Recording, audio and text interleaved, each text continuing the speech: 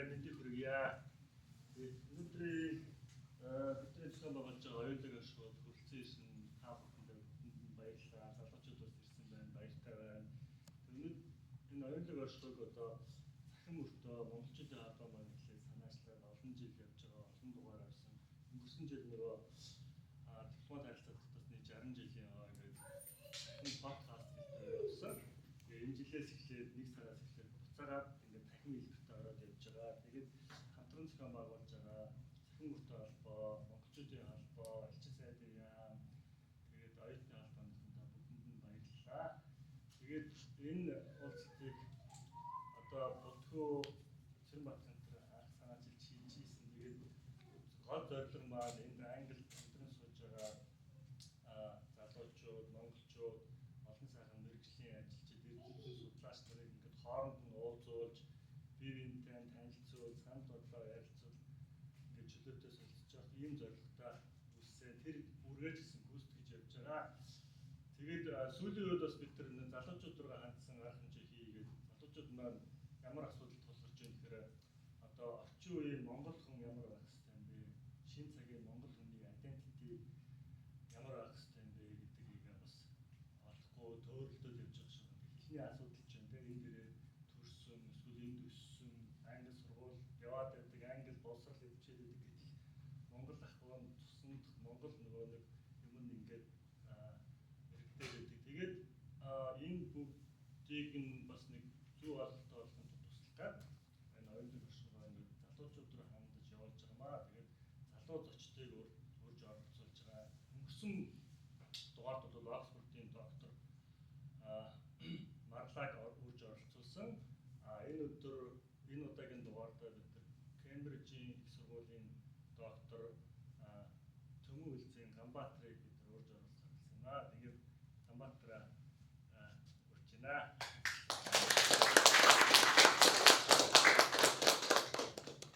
За баярлалаа. За бүгдэнд нь орой мэнд хүргэе. Намайг Төмөн Үлзийн Ганбаатар гэдэг.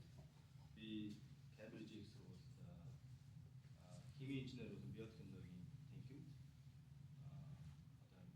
одоо докторийн дараах судалгаач хийгээд 2021 оноос одоо хүртэл ажиллаж байна. Тэгээд өнөөдөр би энд өөрийнхөө яг ямар чиглэлээр судалгаа хийдгийг одоо тэр Монголтой жишээлбэл баг зэрэгээр одоо яаж холбогддгийг тэгээд мөн залуучууд одоо ирээдүйн иймэрхүү материал судлал одоо физикийн чиглэлээр сонирхолтой сурах мөн судалгаа хийх бас ийм ирээдүй байдаг шүү гэсэн иймэрхүү бодлыг өгөхөөр нэг тийм нэлээд тийм детальны юм бол ерөөсөө байхгүй бол ерөнхий байдлаар шин дэшин бэлтгэсэн. За тэгээд бас мөн асуулт хариулт слайдынхаа дараа хуу эсвэл дундуур нь асуугаад. Тий, асуулт хариултаа нөгөө дундуур нь асуулт тавьчаад тий асуугаад төсвөлт нь асуулт хариулт өчүүл болж байна те. Амар. Тэгээд дундуур нь ч гэсэн шууд асуух хэрэгтэй. За би бол тэр ерөнхийдөө материал судлал, химийн чиглэлээр ажилласан. Химийн технологи. За тэр дундаа энэ perovskite гэдэг хагас дамжуулагч материал. Үүнийг хагас дамжуулагч материалыг юунд ашигладаг вэ гэхээр одоо монголчуудын ярьсан таашнаар X-ray буюу эрентген туяа. Тэр эрентген туяаг одоо бүртгэж яадаг тохиолдол юм. Мөн нарны зай. Тэгэхээр нарны зай гэдэг эрентген туяа гэдэг шалт тис хоёр ондоо эрентгенд ингээ хамт хийгээд гэж байна. Ер нь яагаад энэ хоёр хамт хийж байгаа одоо ярьсахаа дундуур хэлье. За ерөнхийдөө хагас дамжуулагч материал гэж юм бэ? Тэнгүүтээ дараа нь энэ хагас дамжуулагч материалуудыг ямар хэрэглээд байна гэдэг. Оптоэлектроник гэж юм бэ? За эрентген туяагаа одоо компьютер томографыг ашиглах. Тэгээд одоогийн компьютер томографийг одоо яаж хөгжүүлж цааш нь илүү одоо хүртээмжтэй болох хэлхийд байна тийм. Энд ямар материалыг ашиглаж байгаа? Тэнгүүд одоо миний нөгөө ашиглаж байгаа perovskite гэх материал байна. Тэгээд энэ perovskite гэж юу нь ямар материал юм? Мөн энийг эрентген туяанаас гадна өөр нарны зайд яаж ашиглах вэ гэсэн. Ерөнхийдөө ийм яриад ярина. За тэгэхээр материалыг одоо цахилгаан дамжуулалтын тулд ингээд имплант үзэх юм бол бид нар мэднэ металл байна тийм ээ. Металл бол чөлөөт электронтой учраас цахилгааныг маш сайн дамжуулдаг. Тийм учраас бид нар одоо зис байна уу, алт байна уу, хөнгө байна уу бид нар цахилгаан дамжуулах одоо хөнгөн цагаан байна үү, цахилгаан дамжуулах одоо бидний өдөр тутмын хэрэглээнд байгаа гар утас, машин, автомашин, их мэдсэн зүйлүүд хэрэглэж байна. Мөн нөгөө талаар инсулятор буюу хагас дамжуулагч одоо бидний шил байна, церамик байна, пластик байна, иймэрхүү материал. Энэ яг юу гэхээр дамжуулалтын бүс нь өөр юм. Тийм учраас электронууд болох дээр валенс банд буюу одоо хаалтай бүсээс доош орж байгаа. Кондукшн банд гэдэг нь тэгэхээр электрон кондукшн банд 9 тохиол бид нар үүнийг дамжуулж чадна. Энэ кондукшн банд ирээгүй үед дамжуулж чадна. Тийм учраас энэ нэг учраас одоо энэ пластикууд байна те. Бид бүгд цахилгаан дамжуулах бүс. За тэгвэл дунд нь ингээд энэ хаалтай бүсийн өргөн нэг тодорхой хэмжээр одоо 1-ээс 3 электрон вольт гэдэг нь болохоор арай ондоо шууд хэлэхэд маш бага эрчим одоо үзэгдэх гэрлийн мөж өгөхөд энд байгаа электроныг энд аваад нөгөө дамжуулалтын бүст аваад гэсэн. Тэгэхээр ийм бага энергитэй болоод ирэнгүүт энийг болохоор семикондуктор буюу хагас дамжуулагч гэж байна. Тэгэхээр одоо бид нэр хагас дамжуулагч материал, хагас дамжуулалтын 900 гэж ярьж байгаа шүү дээ. Одоо та хэд хагас дамжуулагч ямар материалуудыг нэрлэх вэ? Силикон. Силикон одоо хамгийн түгээмэл бол силикон ба шүү дээ. За жишээлбэл одоо энэ силикон байна те. Захиурын өндий гэдэг хэлсэн шүү дээ. Энэ чинь 20-р зуунаас болоод энэ технологиор суйлаад яг л тэр энэ хагас дамжуулагч материалыг ашиглаад транзисторууд, компьютерүүд бүтээгээд мөн нөгөө л их хүмүүсийн түгээмэл нь их сайн мэдэхгүй ч гэсэн маш өргөн хэрэглээтэй материал. Кадмиум телер гэдэг.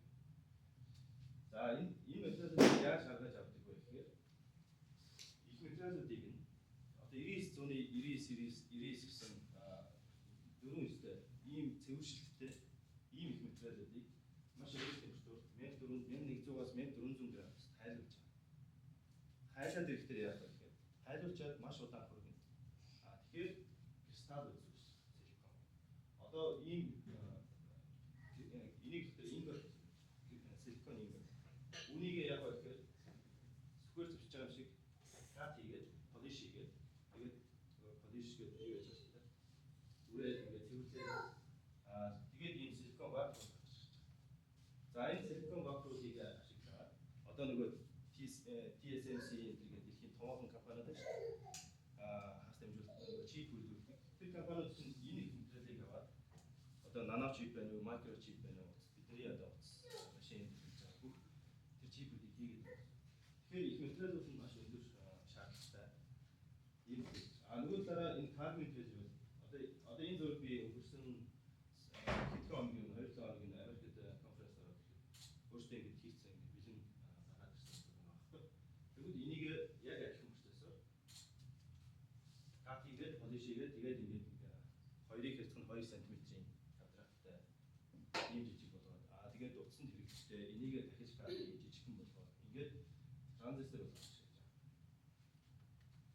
За тэнгууд эдгээр хагас дамжуулагч материалуудыг одоо бид нар юунд хэрэглэж байна вэ? Би сая дурдсанчлан бидний одоо дэлгэц байна тийм. Одоо яг энэ харж байгаа дэлгэц мөн одоо энэ задлын бэкграунд байгаа зэрэг шүү дээ. Энэ flexible дэлгэц байхгүй дисплей. Энэ яг хэрэгсэж чинь гэхээр бид нар энэ хүчтэй өгөөд нөгөө электроныг инжект хийгээд ирж байна. Тэгээд энэ дотор хагас дамжуулагч материал энэ өнгийг олон төрлийн одоо улаан, ногоон, цэнхэр бүх энэ спектрумыг засагж чаддаг тийм олон төрлийн диодууд хийсэн байгаа учраас энийг бид нар одоо ингэ харж чадчихна гэж гарч байна.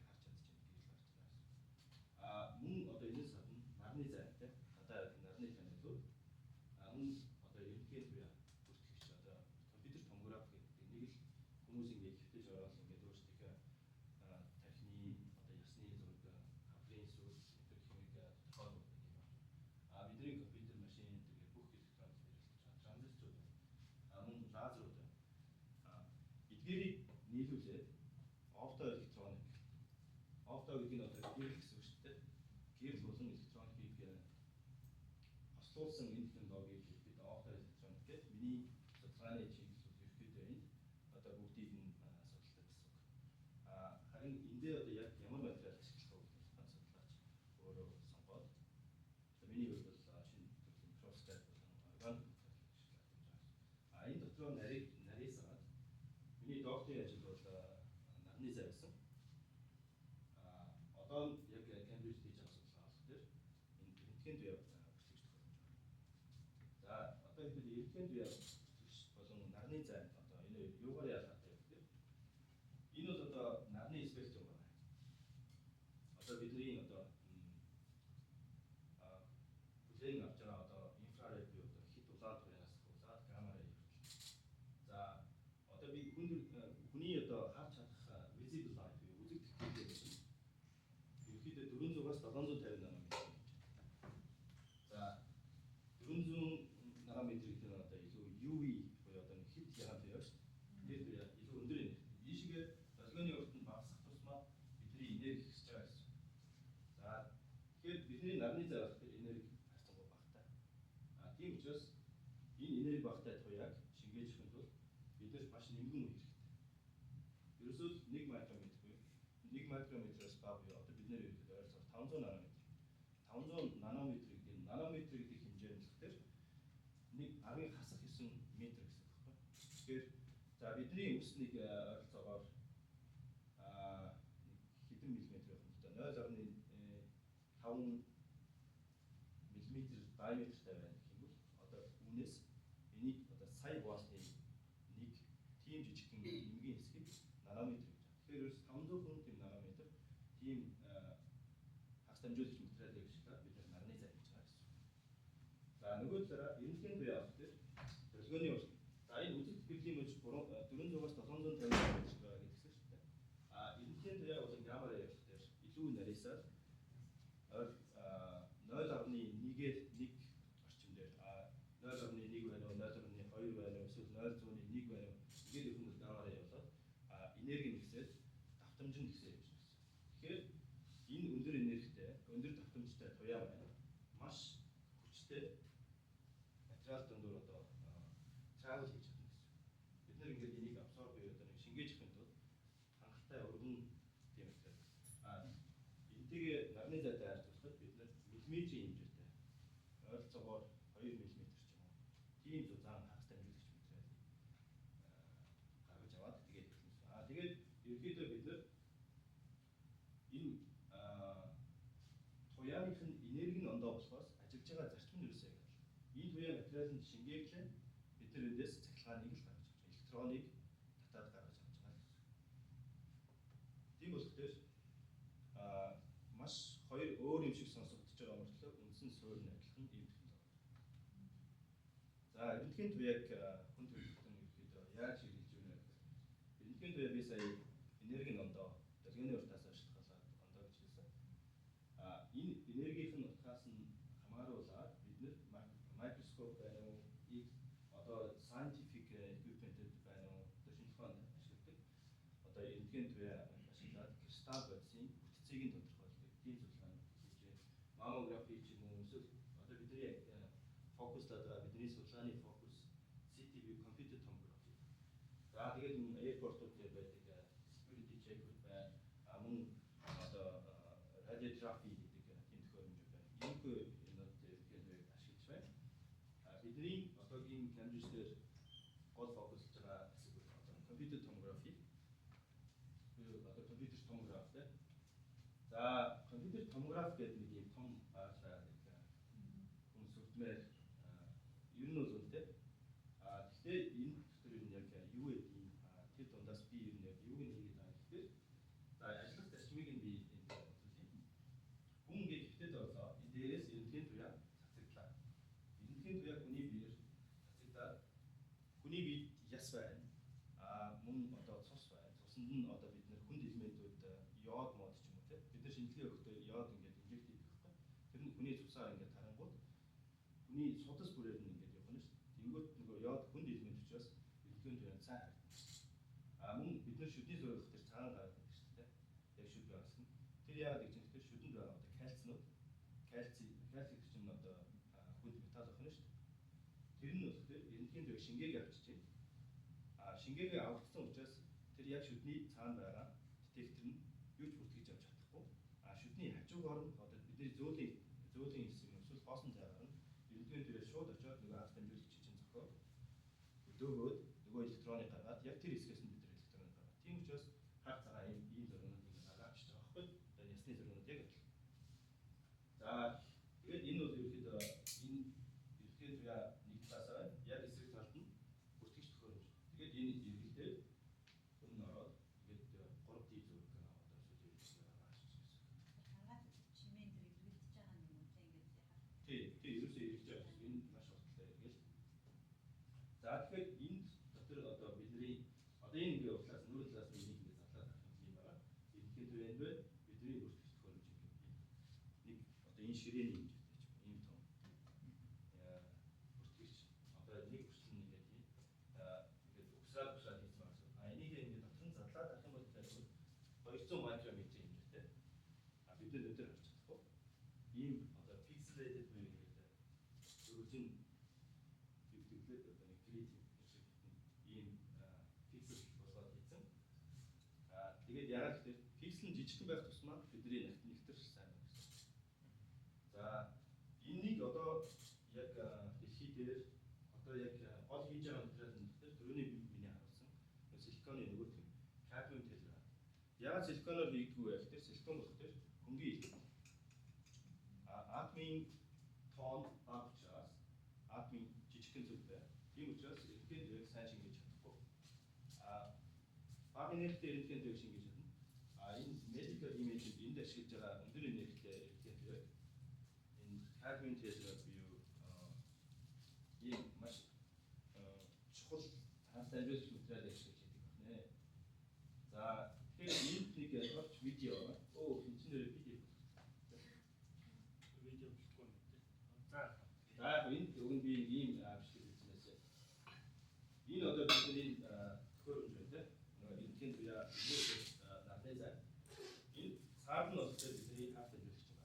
Ханс дамжуулагчны хоёр талд юу вэ гэхээр доотлолт нь болохоор нэг өөр төрлийн металл, дээдлэлт нь бас нэг өөр металл.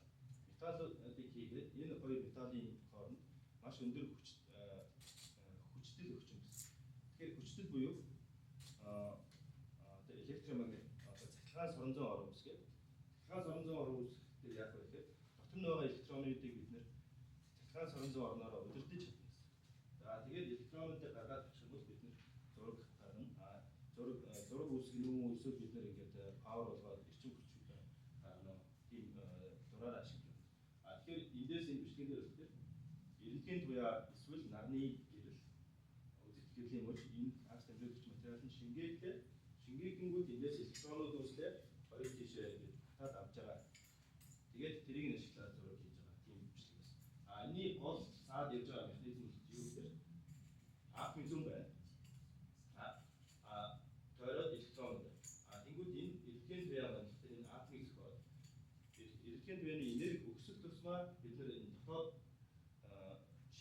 шилтэй байгаа электронуудыг зохиод гаргаж чадна гэсэн. Тэнгүүд энэ нь маш өндөр энергитэй учраас одоо secondary electron гэдэг дараах нэг эрдэнэгийн төвөөс хэдэн мянган электронууд үүсгэж чадна. Харин үзэгдэх гэрлийн мөчөдлөх дээр ерөөсөө нэг туяа. Одоо нэг туяа гэхээр ерөөсөө хэлэхэд маш их хэцүү. Одоо бид нар одоо энэ гэрлийн туяанууд ингээд continuous ингээд маш их флакстай байгаа байхгүй. Тэнгүүд бид нар ерөөсөө нэг ширхгийг одоо шилбэл тогтмол нарнаас ярьж байгаа бид нар хэдэн ширхэг туяа ирж байгаа гэхээр 1 мм² тал байд per second буюу 1 секундэд 10-ийн ойролцоогоор 10 зэрэгт тийм туяа ирж байгаа. Тэр дундаас бид нэгийг нь жишээ болгож байгаа байхгүй. За тэгээд эндээс үүссэн электронуудаа бид нар электронууд нь ханс дамжуулагч дотроо ийм одоо дефекттэй байх юм бол дефектэндээ капчр хийгдэн. Тийм учраас ханс дамжуулагчийг дефектгүй хийх хэрэгтэй. Хэрвээ дефектгүй байж байгаа юм бол бидний нэг conduction байна гэсэн цахилгаан дамжуулалтыг төлөвлөдөө хүрээд ирж байна. За энэ хүрээд ирсэн нөхрийг яах вэ гэхээр бид нэр энд байгаа нэг хоёр металлын дунд энэ хоёр металлыг хийгээд өччих юм бол бид нэр татаад авчих юм гэсэн. Хэрвээ металл байхгүй бол яах вэ? худалдаж авч чадахгүй байх юм шүү дээ. Тэгэхээр яг энэ хоёрыг маань утаад recombination буюу хоорондоо буцаад нийлнэ. Нөгөө электрон болон нөгөө талдаа электрон гарчихдаг нөгөө талд нь нүх үлдчихэж байгаа. Тэрийг нь хоол гэж нэрлэж байгаа. Хоол байна электрон. Энэ хоёр нь recombination хийхдээ яг вэ гэхээр энэ энерги яг энерги хадгалах хууль захиалах хэрэгтэй шүү дээ. Тэгэхээр бид нэр буцаад гэрэл болгоо. Тэр нь одоо бидний яг одоо энэ утасны дэлгэж компьютер гэдэг эсвэл лазер юм ийм технологи. Тэгэхээр металл электроныг ерөөсөө энэ дамжуулалтын бүсд авчих нь хамгийн чухал. За тэгээ энэ бүсээс ийм ямар материал ашиглаж байгаа гэхээр миний түрүүний ярьсан cadmium tetride одоо сүүлийн үед болохоор бид нар юу ашиглаад байна гэхээр харт углал. Эдгээр ер нь бүгдээрээ маш хортой. Зөвхөн харт углал гэж айж болохгүй. Буцаад cadmium болон tellurium чинь маш хортой. Гэхдээ бид нар энийг итгэхгүй шүү дээ. Зөвхөн технологи болгоод маш сайн encapsulation буюу тийм бүртгэж өгөөд ингээд технологи хийж байна. За тэгэхээр энэ гол үндсэн материал болох одоо энэ ялангуяа эрдэнэт туяа бүртгэгдэх юм жоо cadmium tetride гэж бодсон. Яг одоо ер нь эрдэнэт туяа энэ компьютер томографууд одоо ялангуяа маш бага дозоор ашигладаг. Одоо энэ компьютер томограф маш цөөхөн дэлхийд байна. Мэдээж том нэмлэгүүдээр бид нар том байна. Гэхдээ тэд нар чинь маш их эрдэнэт туяаны доз их дозоор бид нар хүний биеийг шагаад тэгээд буцаад хүндээ хортой гэсэн. Тэр нь яагаад вэ гэхээр нэг детекторын хүчин чадал нь муу учраас. Детекторын хүчин чадал яагаад муу вэ гэхээр биднэрт сайн кристаллын quality нь муу учраас. Зөвхөн тэр сайн quality тийм энэ кристаллыг яаж хаана гаргаж ирж байгаа юм бэ? Ерөөс дэлхийд яг одоо ерөөсөө хоёрхан нэг нь Канадад байна, нэг нь Японд байна. Тэгэхээр дэлхийн зах зээлд ерөөсөө энэ хоёр компаниас бүрэн байна. Тэгээд энэ кристалл үнэтэй зөвхөн 1 см квадраттай. Ерөөсөө ийм жижигхэн хүнсний талаар шиг энэ кристалл нь $2000. Одоо түрүүний би нэг зураг харуулсан шүү. Гэхдээ энэ яагаад үнэтэй байна гэхээр энэ гаргаад ирсэн бидний синтез хийгээд гаргаад ирсэн импорт чинь энэ бүгдээрээ хэрэгтэй биш. Энээс ерөөсөө 10% нь нөгөө сайн чанарын кристалл гарч ирдэг гэсэн. Тэгэхээр одоо хүн төрөлхтөн одоо дэлхийд бид нар цаашдаа яах вэ гэхээр энийг орлуулах ямар нэгэн маш сайн чанартай бөгөөд хямдхан тийм материалуудыг ерөөсөө судалгааны группүүд ингээд одоо бид манай судалгааны групп яг энэ дээр бодлоод ажиллаа гол зорилгоо ажиллаж байна. Тэгэхээр бид нар ямар идея байсан бэ гэхээр perovskite буюу саяны хас дамжуулагч материал гэхдээ энэ органик буюу нөгөө органик бус материалууд металлууд байна шүү. Гэхдээ бид нар бол энэ органик hybrid тийм материал энийг perovskite гэж нэрлэдэг. Бид нар өмнө нарны зай ашиглаж байсан. Гэхдээ нарны зай болон эрдэнэт туяа яг адилхан зарчмаар ажиллах учраас бид нар ийм кристаллыг гаргаж авчих юм шүү. Яагаад одоо төслийн ажлуудаа эхлээд одоо судалгааны ажлууд эхлэж байна. За эхлээд бид нар энэ кристаллыг яаж гаргаж авдаг вэ гэхээр за нингэн үе буюу нарны зай ашиглах юм ерөөсөө спин код буюу нэг шил байлаа уусмал энэ материал хамгийн гол нь органик уусгагч нарт уусчдаг. Яагаад гэвэл бид нар органик парт хийх гэж байгаа. Одоо энэ кристаллын хөтөлбөрт органик молекул орсон байгаа. За энийг уусмал болгоод шинжлүүлээд гаргаад байгаа. Нэгний шилэн дээр тавилаа маш хүчтэй эргүүллээ. Тэнгүүд нэгэн үеэсээ энийг нарны зайд ашиглаж. Нөгөө талаараа маш нөгөө зузаан миллиметр хэмжээтэй кристалл хэрэгтэй шүү дээ. Энийг болохоор одоо энэ жинхэнэ нөгөө хими одоо ноу-хау, технологи, патентууд энэ дээр бид нар одоо технологи патент хийж явж байгаа. Нэмэлт бодисууд, ургалжууд, мөн одоо туршилтын одоо ноу-хау хэрэглээд бид нар кристаллууд гаргаж байгаа. Гэхдээ кристаллуудыг ямар температурт тавьж ийм гэхээр 40 градус тавьж байгаа. Тэгэхээр нөгөө өмнөх кристаллууд болохоор яг дөрөв байна. Тэнгүүд ерөөсөө маш их ондоо эдийн засгийн хувьд маш их хэрэгтэй. Эдийн засгаас гадна одоо бид нар шин чанар явуулдаг юм байна. Нөгөө бодисуудтай ерөөсөө маш өрсөлдөхүйс адилхан. Тийм учраас бид нар бүх төрлийн одоо электрон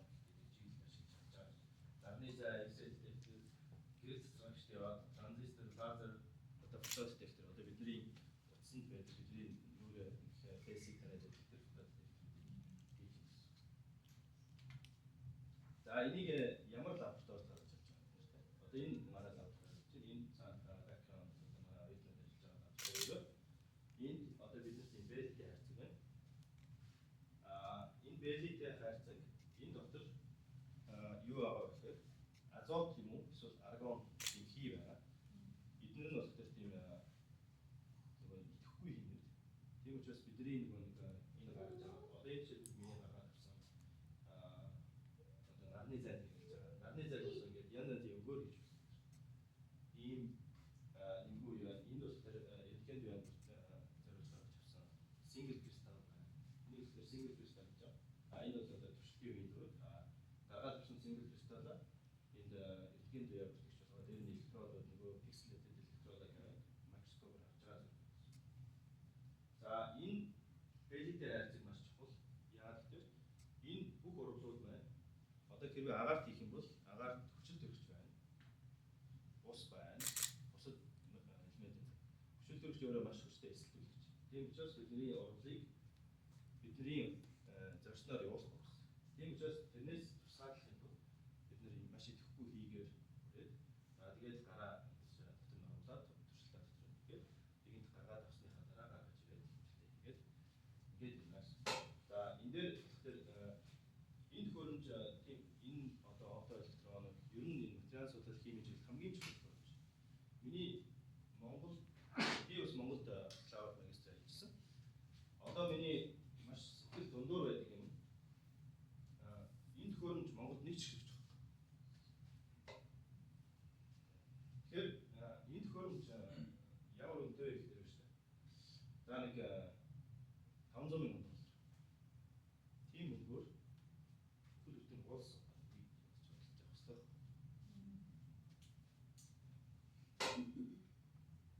За тэгээд нөгөө хямдхан гаргаж ирсэн кристалл одоо кристалл бодсонд одоо хэрэгтэй процессудаа чагсааж агаад одоо биднэрт одоо миний хувьд лабораторид энэ кристаллыг ямар үнээр гаргаж авч байгаа юм гэдгийг зөвхөн яг нь жоохон тийм rough estimation хийсэн.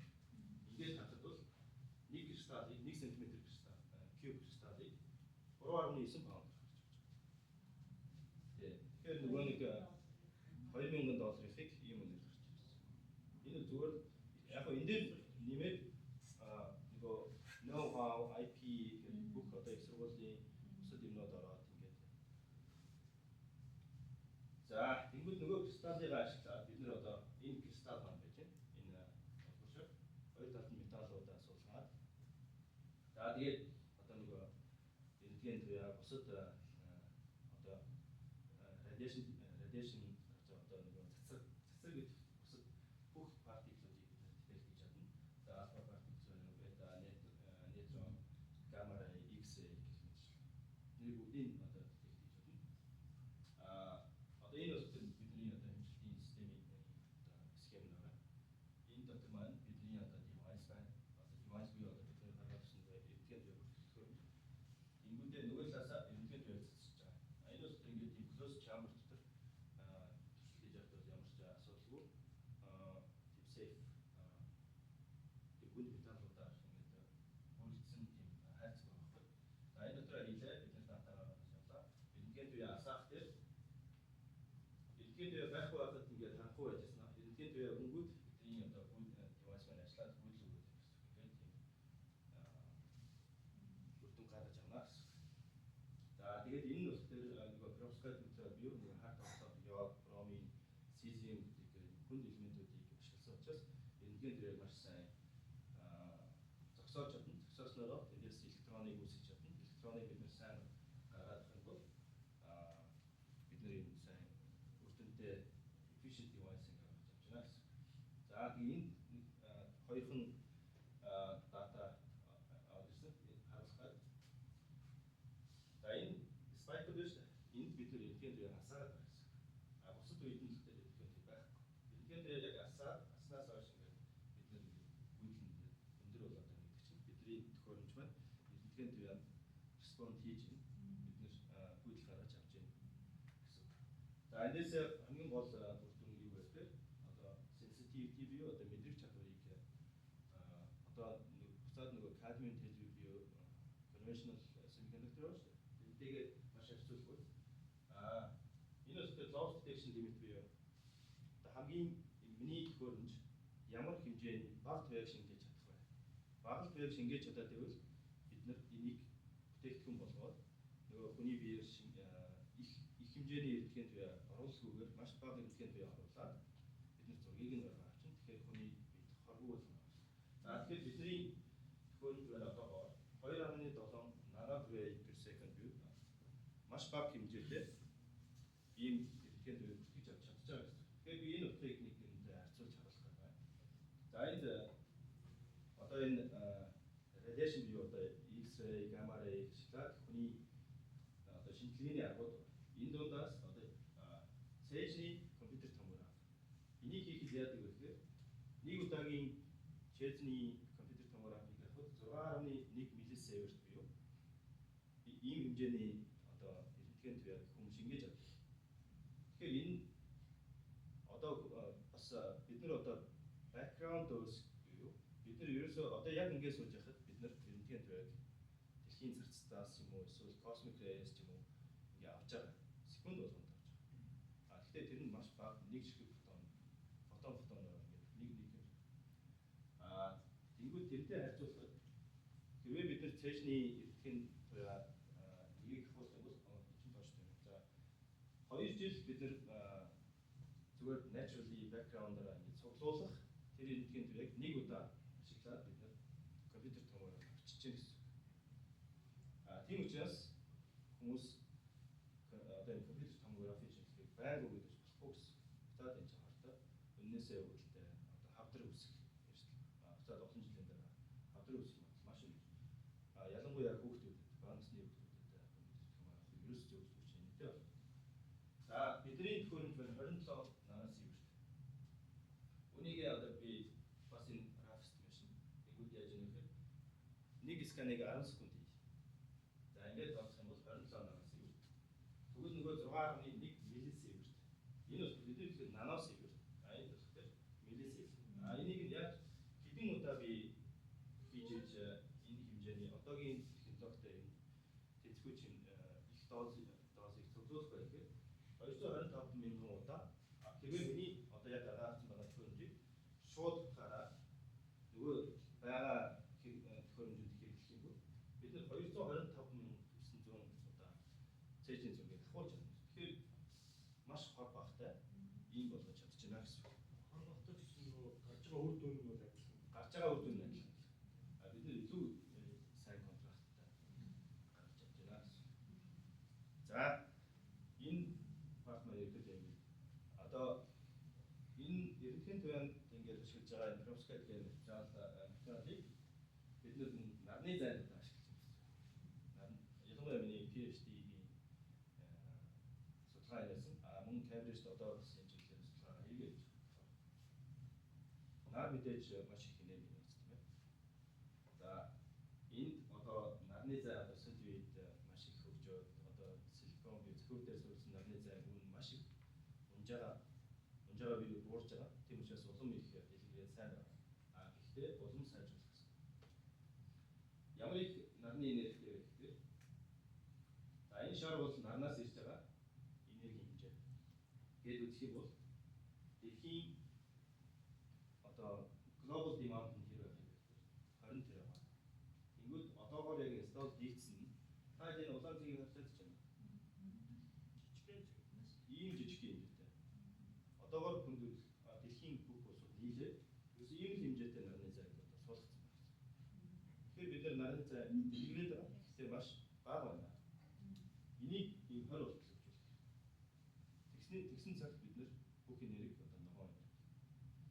За тэгээд цахиур дээр суурсан одоо энэ нарны зайг ногоон байна. Тэгэхээр ер нь энэ чинь яг ногоон муу юм.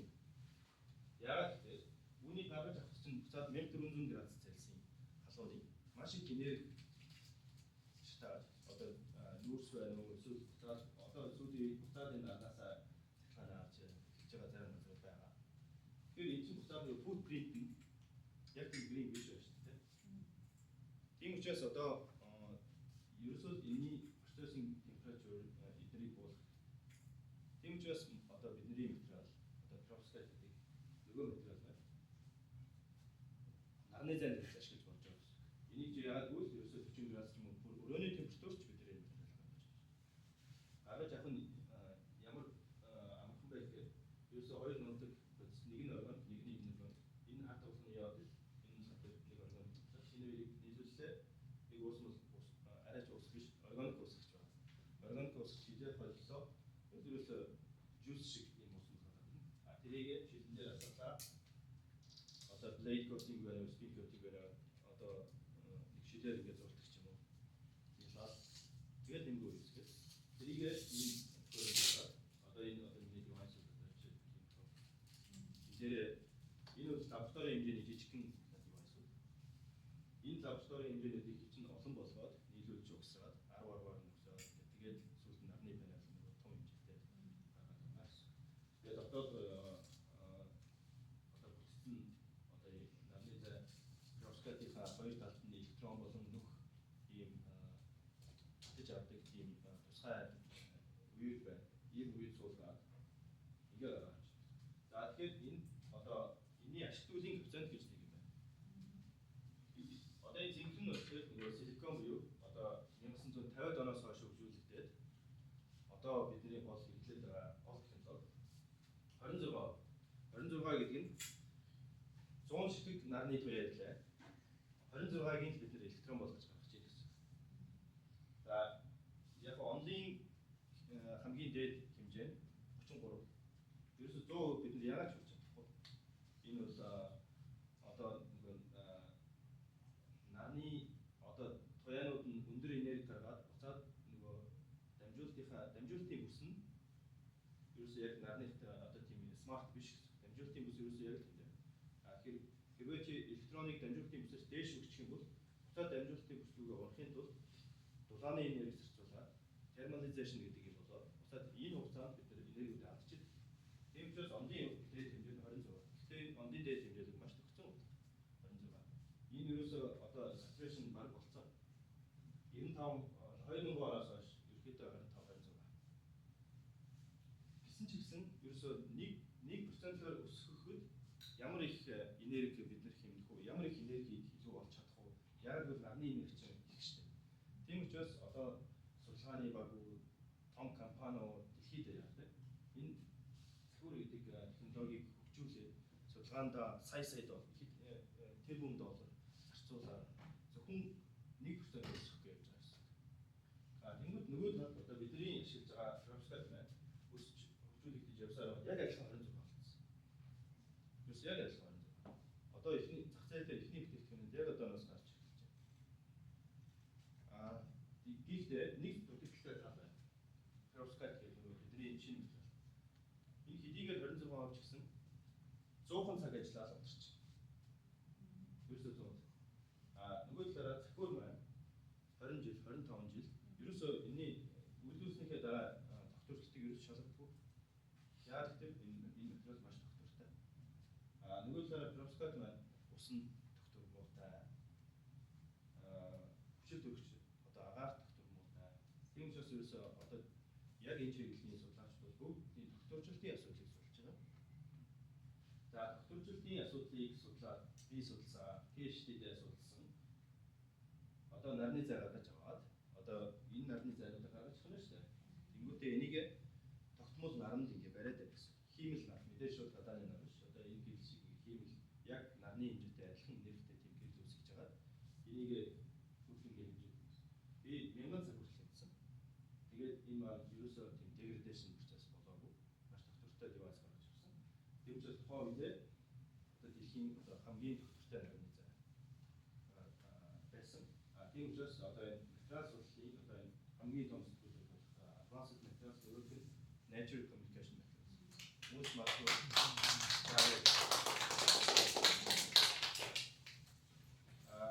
тэгээд энэ өгүүлбэр маань одоо ерөөхдөө citation буюу одоо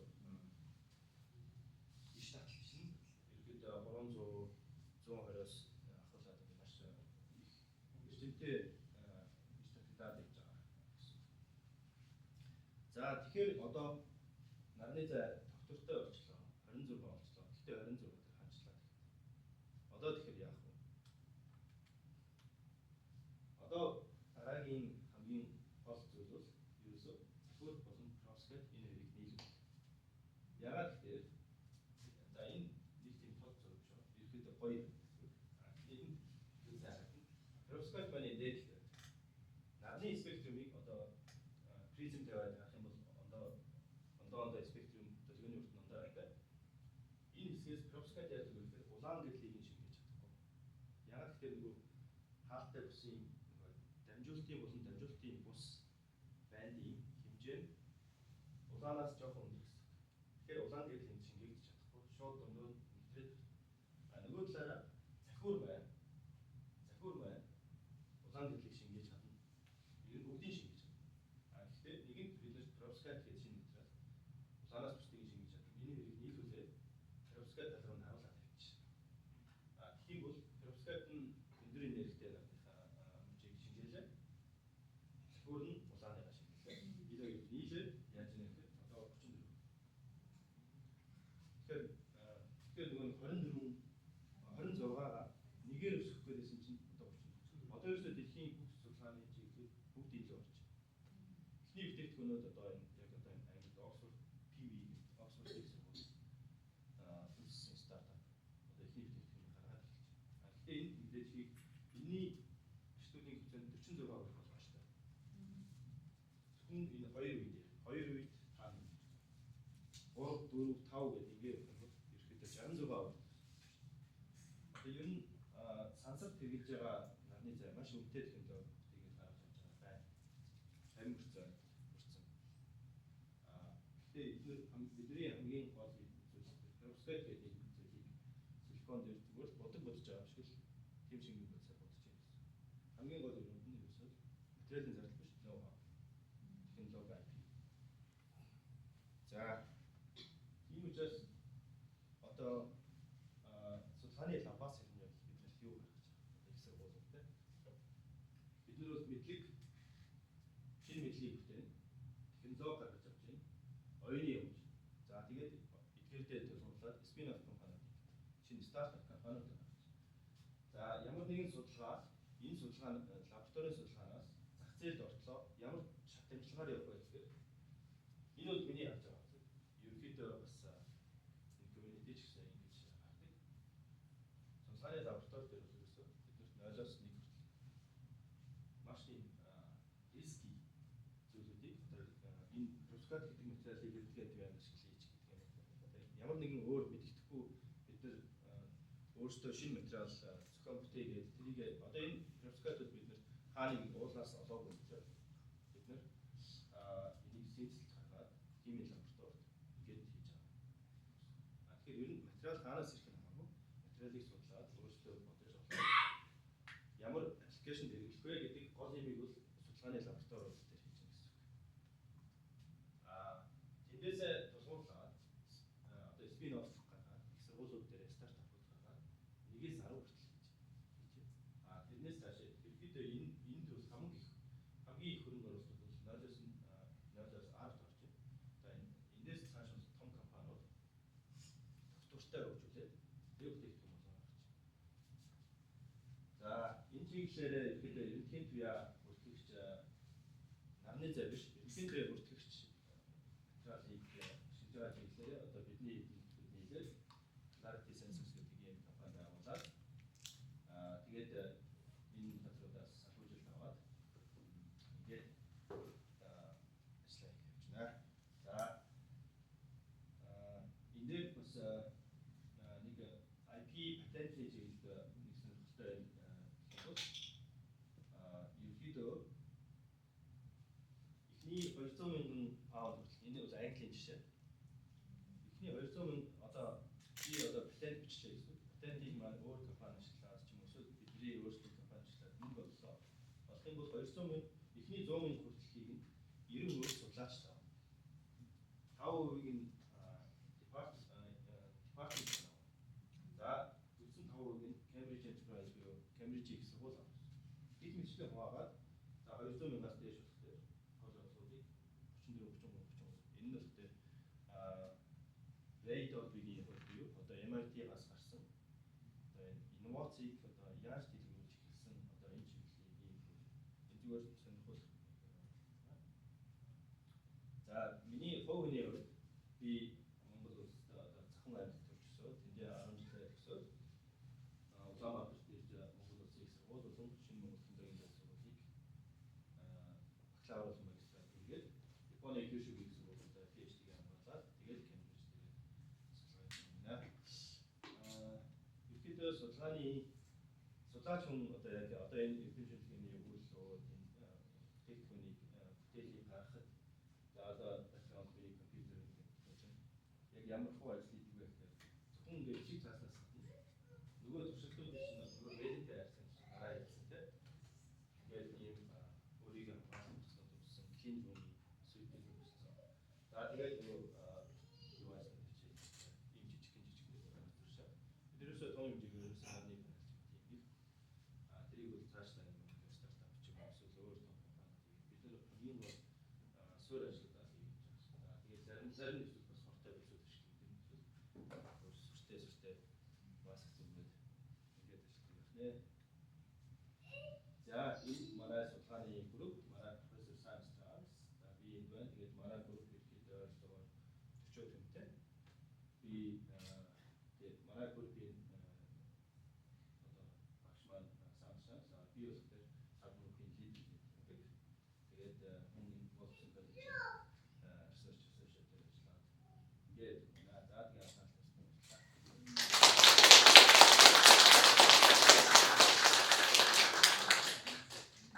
За Ганбаатартай маш их баярлалаа.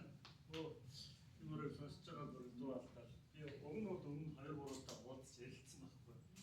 Тэгэхээр бас нарийн бас одоо энэ таа үзүүлэлтээр бас энэ Монгол эрдэмтэн энд ямар их том технологийн дэвшил, ямар том судалгааны ажил хийж байгааг хэрхэн сонсч чадлаа. Тэгэхээр гайхалтай. Тэгээд Монгол залуучууд маань ингээд оюуны өндөр потенциалтай хүмүүс. Тэгээд мэдээж Kyushu доктор сурах. Тэгээд Kyushu доктороор төгсөөд дэлхийн топ их сургуулиудын нэгдээ Кембриж их сургуулийн ингээд лабораторид ингээд сонгогдож ирээд ажиллана гэдэг бол маш гайхалтай. Маш гайхалтай. Гараад байж байна. Тэгээд би бас нэг 2 удаа энэ Кембрижийн алдартай Cavendish лаборатори, West Cambridge гэдэг нь дэлхийн одоо 1-2 бараг 2 давдаг энэ лабораторид очилж байгаа да. Үнэхээр хэлцэл. Тэгэхээр тэр жинхэнэ судлаач хийж хүмүүс судлах орчныг сайн бүрдүүлсэн байна. Энд ингээд монгол хүн энэ том судалгааны ажил хийж гэж бодлоо. Маш баяртай байсан. Тэгээд дараа нь болохоор хүүгээд аваад ирсэн. Манай хүү бас сайсаар сурчсан болохоор сонирхож байсан.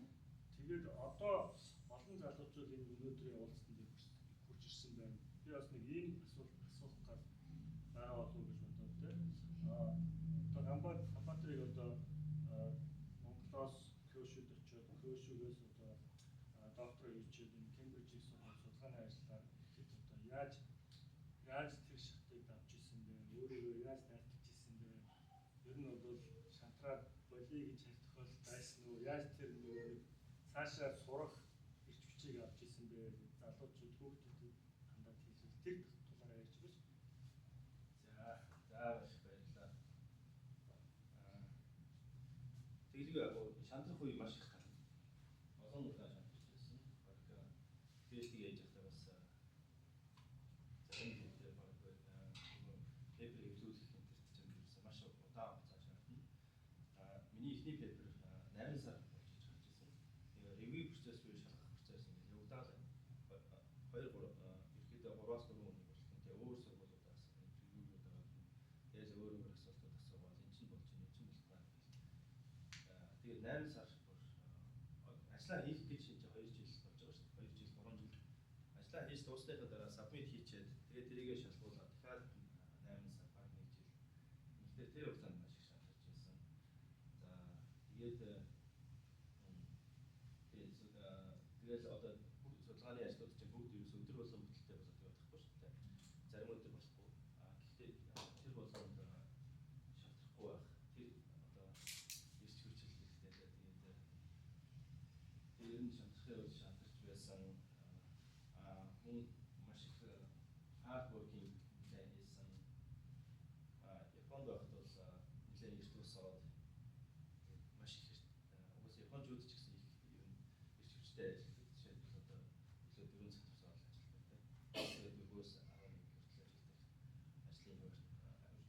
өгөөс 11 хүртэл ажилладаг. Ажлын өгөөс 9 цаг 9-өөс 11 хүртэл гэртээ ирэл 1-2 цаг хийх юм зарцуулаад. Тэгэл ерөнхийдөө PhD явцаа бол тиймэрхүү л амьдсан. 3 жил бол. За тэгээд сэтгэл зүйн хат бас маш хэрэгтэй судлаач юм уу яа тэгэхээр иймэрхүү хүн процессор ер нь яг хизээ болох нь мэдэгдэхгүй өдөр бол гид шууд өнөөдөр игээл бүх юм багчихгүй маш урт хугацааны тоглолт маш урт хугацааны судалгаа хэрэгтэй учраас сэтгэл зүй одоо тийм хат би өөрөө нөгөө хөдөөний өгөх төсөлтэй ш тэр юм багасаа бас нэлээд хөвжөлтэй болсон ерөөдөө айхтар сэтгэлийн төрөж хөнөө тийм их гарч байгаа юм. Яг хоо тэр ихтэй хугацаанд бол би ямар сайн одоо манай эхнэртэй хэлдэг гэсэн. Би ер нь төмрөөр хийцсэн юм шүү. Өглөө 4-өөс 11 хүртэл ажиллаа. Дээр нь бусад нөгөө Японууд энэ чинь сэтгэл зүй маш муутай шүү дээ. Муутай хүмүүс маш их бид нартай ерөөсөө тэгж ялгүйгээр тэгээд гэхдээ одоо сүүлийн үед одоо жоохон 35 хүрээд ирсэн чи жоохон хат буух гэдэг шүү. За ингээд юу асуулт та чөлөөтэй асуулт асууж байна. Монгол хэлээр асуулт асууж чадахгүй залуучууд чөлөөтэй шүү юу? Майнлаар асууж болно тийм. Хамаадрах нь монголоор хариулж чадна. За та бүхэн чөлөөтэй асуулт чөлөөтэй асуулт. За судалгаа хэлбүү асуулт. Гол юу вэ? Мотивашн уу? Мотивашн PhD явцанд нарны цай хийгээд одоо энэ технологи ногоон ирээдүй ногоон технологиг бүтээй одоо энэ шинэ эрчим хүчийг бүтээй маш их зорж ирсэн. Тэгээд сүүлдээ ерөөдөө нэгээс энэ бас хийгдээд явж байна одоо би бас энэ ганцхан би энэ технологиг бүтээгээд байгаа юм шүү. Дэлхийд дээр олон судлаачтай. Гэхдээ би тэнд нэг эдэс нь болоод миний гаргасан өгүүлэл тэднэрт хэрэг болоод тэгээд энэ технологи хөгжүүлэгдчихвэл судлаач хүний хувьд би контрибьюшн хийж байгаа гэсэн.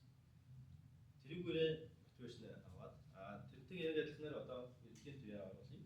Хүнийг одоо маш олон одоо Европт яар жил 1 сая хүн хавдраар нас орж байгаа. Тэгвэл дэлхийд ярих юм бол маш өндөр тоо гарч ирдэг. Гөр гайхамшиг юм байна. Яагаад гэвэл хавдар онцлогддог хугацаа хязгаар ихээр 2-3 дугаар. 2-3 тэгээд бүр эцсийн шат буюу 4-р гэж бүхлийн шат байна шүү дээ. Тэгвэл 1-р шат ерөөсөө бид хүн төрөлхтөө одоогоор маш одоо нөгөө юу яаж диагноз хийж чадахгүй гэсэн. Тэгэхээр тэрийг мотивашн болгоод бид нэр ер нь одоо манай төслийн судалгааны зорилго 2050 гэхэд бид нэр канцерийн одоо stage 0 дээр нэг биш 0 дээр бид нэр диагноз хийн гэж зорилго тавиад яагаад гэвэл бид нэр ерөөсөө background dose буюу одоо байглаас авж байгаа рентген туяаны хэмжээнд бид нэр бүтгэгч төхөөрөмжөө хийгээд чадчих юм бол ерөөсөө энэ хаалт ингээд зогсож байхад бид нэр хаалгаар нэг гарахтал тэнд нэг рентген туяа байна.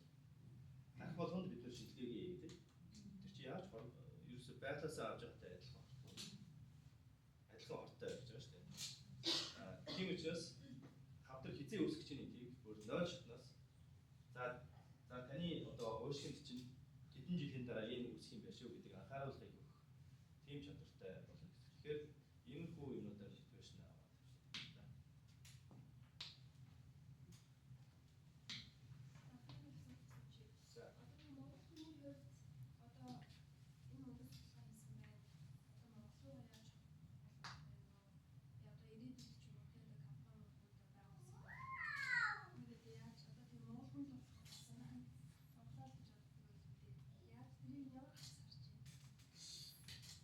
Тэрэн дээр яалтчгүй одоо ингэж мухтаад ерөөсөө мухтаад ерөөд Монгол хүн чинь мэдээж бодлого би яг өөрөө ярианыхаа туршилт гэсэн одоо Монголд нэг хичээл төхөөрөмж байхгүй гэдэг хоолой зэмлээд.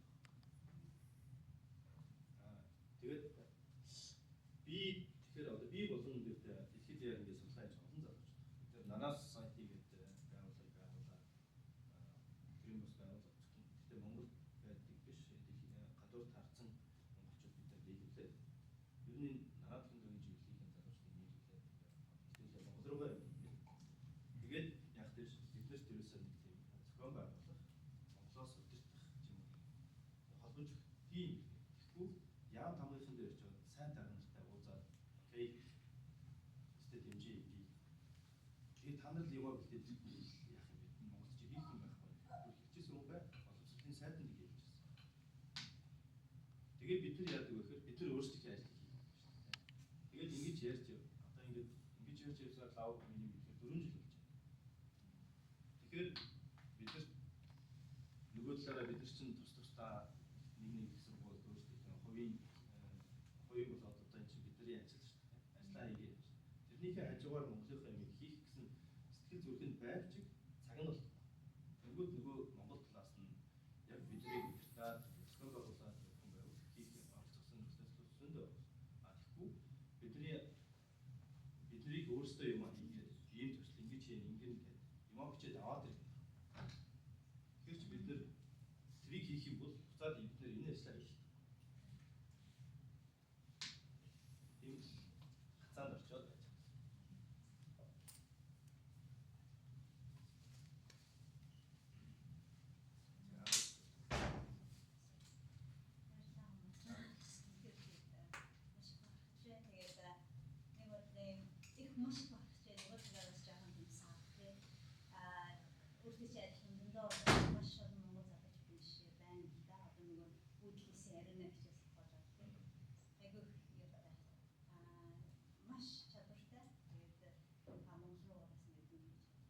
Энийг бас асууя гэж бодож байсан. Гэхдээ яг асуулт хариулж таг. Яг хариулт нь бийж гарч ирчихлээсэн л та. Тэр бол гарч байна. Би тэгээд хоёрдугаар асуулт асууя. Одоо дэлхийд даяар угаасаа ногоон орчин хөгжлөгээд одоо энэ United Nations болоо те. Сая юуны Английн засгийн газрын ногоон болгоно бол амар ambitious юмуд гарч байна шүү дээ. Тэгэхээр танай юуны чинь одоо энэ маш хизэнээс одоо ингэ юу хэрэгжиж эхлэх юм. Одоо яг Оксфордод яваад commercial болоод хэлсэн гэж байна. Тэгэхээр ер нь 10 жилийн дараа ч юм уу ер нь яаж харж байна? Ногоо ирээдүйг одоо ингэ ер нь бидний ингэ ambitious тавиад байгаа юм их боломжтой юм. Түрүүнд хэлсэн шүү дээ нөгөө 20 терабайт гарах гэсэн. Одоо зөвхөн 1.2 нь явж байгаа гэдэг. Энэ ингээд ер нь боломжтой юу? Бид нар үзэх үү? Би үл яг танд бүр нарийн тоон дээр тулгуурсан юм хариулт өгч чадахгүй. Бас тэр чинь бол маш олон хүчин зүйлээс одоо миний хувьд зөвхөн hardware side гэдэг device одоо хийж байгаа. Миний одоо ихтгэл үнэмшил бол яасан.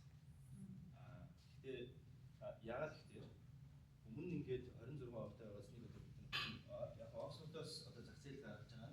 Тэр 34 чинь лабораторийн хэсэг. Тэрийг гаргаж Oxford PV гэдэг тэдний гаргасан 28%. Мэдээж лабораторийн юмыг шууд зах зээл рүү оруулах, scale up-ийн маш олон loss процессыг явуулна. Гэтэл маш эрчимтэй ингэж сайжраад явж байгаа. Тийм учраас энэ угаас одоо дөнгөж эхэлж байгаа гэсэн. Ойролцоо лабораториос одоо шууд төхөөр илүү ороход нэгэн ингээд патентууд нь авагдсан, суурь судалгаанууд нь хийгдсэн энэ технологи бол ойрын 10 жилийн хугацаанд маш эрчимтэй. Тэгээд маш сонирхолтой яриа. Тэгэхээр юу хамбад сүнсэндээ асуулт байна. Хоёрдугаар асуулт нь одоо энэ Gen AI бол айх хүчтэй хөгжиж шүү дээ. Тэгээд одоо ингэ танаас судалгаанд хүрэх хамгийн гол зүйл нь одоогоор хүний know how байгаа гэсэн зүйлийг их баярлж байна л да. Одоо тэгэхээр хүмүүс чинь тэр юу бол яг хүний өөрийн хэмжээний мэдлэг чадвар бол энэ байгаа гэдэг. Ер нь одоо ингээд энэ Gen AI танаас судалгаанд ер нь хэрэг нөлөөлөх үү? Мэдээж нөлөөлж байгаа байх. Тэгээд гэхдээ одоо ингээд бүр ингээд айх хүчтэй нөлөөсөн тийм юм хоо гэж юу та AI-тай холбоотой нэг асуулт байна. Тэгээд ер нь бол ингээд ирээдүйдээ яхад ирээдүйн хүүхдэд одоо залуучуудад Монгол руу ч юм уу ер нь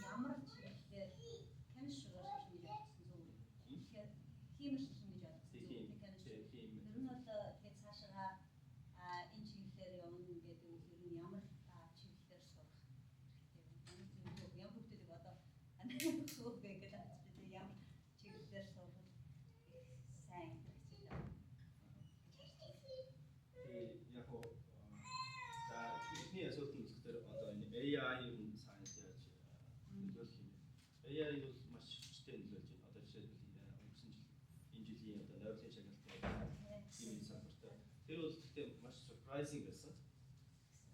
Тэр бол амар surprising хүн болон яг энэ гайхаж байгаа. Яагаад гэвэл тэгвэл одоо бид нар бүр парафилм буюу нэг скотч гэдэг байна.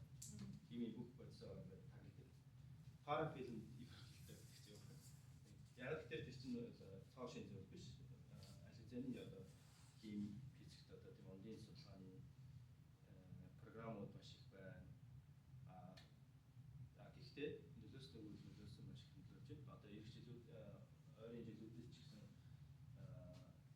одоо AI-аар хийдэг одоо энгийн туршилтуудыг одоо маш их одоо туршилтын одоо нэг инженерингийн асуудлыг бол AI-аар одоо маш хурдан хугацаанд шийдэж болно. Бараг шийдэгдээд явах байх.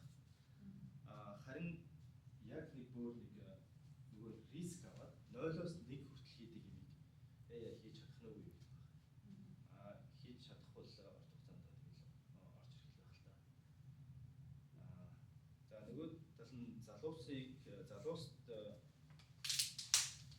нэг тийм амар тийм коммент одоо өгч чадах хүн биш л байх л та. Тэгээд яг өөртөө сурч мэдсэн тэр хүрээнд л явж шүү дээ. Тэгэхгүй бол чинь маш олон одоо data science, AI байна, одоо компьютер тэгэл соёл тэгэл маш олон чиглэл байна. Гэхдээ зөвхөн миний хувьд бол зөвлөгөө юу гэвэл зөвхөн өөрийнхөө дуртай ямиг л сонгох. Тэгэхгүй би өөрөө үнэхээр физикт ч юм уу химч амар дуртай байдаг. Гэхдээ AI-аар сурах юм бол мөнгө их болох юм байна шүү дээ. Яг хөө хүмүүний сонголт. Гэхдээ миний хувьд бол дуртай ямаа сонгосон л зүгээр байх л гэж. Яг гэхдээ би судлаач болохоос өмнө бас маш олон их сургууль төгсөөд маш олон компанид ажиллаж үзсэн. Би ер нь тийм их сургууль академикаар биш компани инженер болоод мөнгө болоод нэгээд гэж үзээд олон газар ерөөсөө би нэг газар доктортой би 3 жилийн хугацаанд нэг компани 6 сар ажиллаж үзээгүй. Гэхдээ миний Монголд 3 жил бакалавра төгсөөд байх хугацаанд миний нийгмийн даатгалын төвчийн аргатлал дүүрэн улаан бичгтээ ороод хараад одоо MCS-д нь ч орсон, Оюутлогод нь ч орсон, Ухаан утгад нь ч орсон. Химийн цэглэгаан станцын компаниуд тэр чиглэлтэй. Тэгээд зарим компаниудад нь бэлтгүүлж үзсэн, чамд байр өгнө, машин өгнө гэж би мөсийг олдгосоо би хараад ирсэн. Тэгэж явж за би ер нь над мөнгө өдөөж гэсэн би happy биш байна. Гэхдээ би юу хийх вэ гэхээр өөрийнхөө дуртай шинжлэх ухааныхаа амиг хийх юм бол дуртай байт юм гэхээр тэгээ магистр доктор одоо постдок би 2 жил хийсэн. Одоо research fellow болсон. Одоо тэгэхээр 3 жилийн research fellow болсон гэж байна.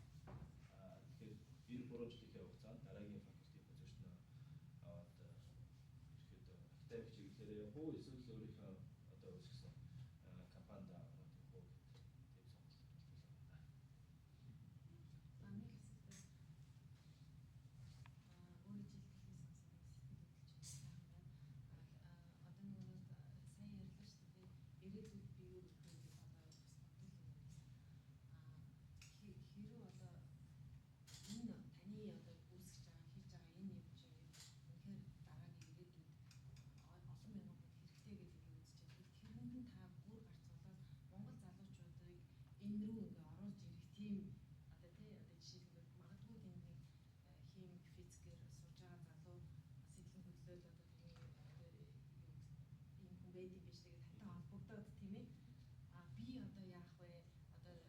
Таньшиг юм болмоор байна ч гэдэг юм эсвэл миний сонирхол юм аа гэдэг ингээд та хэр ингээд тийм холбоос байдгүй тийм хүмүүстэй одоо эсэмэр зөвлөдгөө өнөөдөр ч юм уу тийм маш гоё асуулт байна. Тийм мэдээж хэлбэл бид чинь судлаач хүний хувьд одоо дараагийн залуус хүмүүс одоо намайг дуурайгаад ч юм уу энэ чиглэл рүү орж ирж байгаа маш шаардлагатай. Зөвлөгөө өгөхөд бэлэн одоо маш нээлттэй байдаг. Зарим нэг хүмүүс бас аяа нэг холбогдож асуух нь байдаг. Гэхдээ нэг амар